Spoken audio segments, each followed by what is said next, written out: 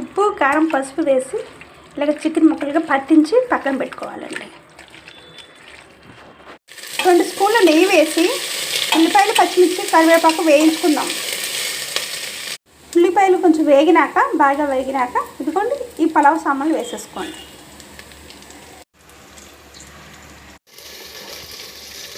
టమాటా ముక్కలు కూడా వేసేసుకోండి. కొన్ని మిరియాలు మెంతులు కూడా వేద్దామండి. అప్పటికప్పుడు దంచుకున్న అల్లం వెల్లుల్లి పేస్ట్ అండి ఇది ఇందులో వేసేసుకుంటున్నాం.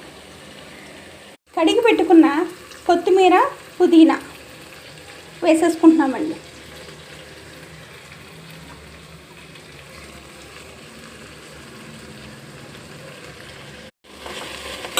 మొత్తం అంతా కలిగి తిప్పుదామండి.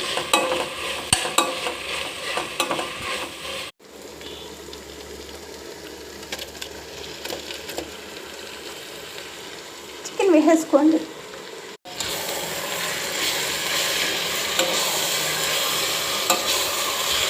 మొత్తం కలిగి తిప్పండి.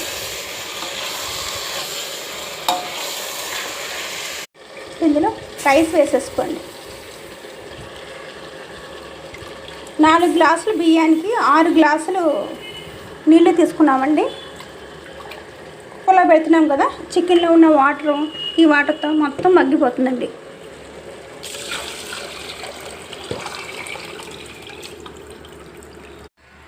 టేస్ట్ చూసుకుని ఉప్పు సరిపడా చూసుకుని మూత పెట్టేసి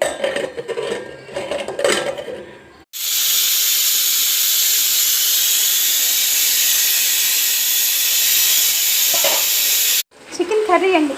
దమ్ బిర్యానీలోకి చికెన్ కర్రీ చేస్తున్నాను. అయిపోయిందండి. సరిపోతుంది.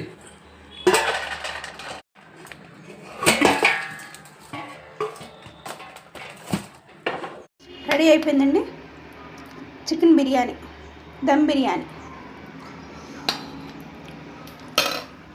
కర్రీ అండి.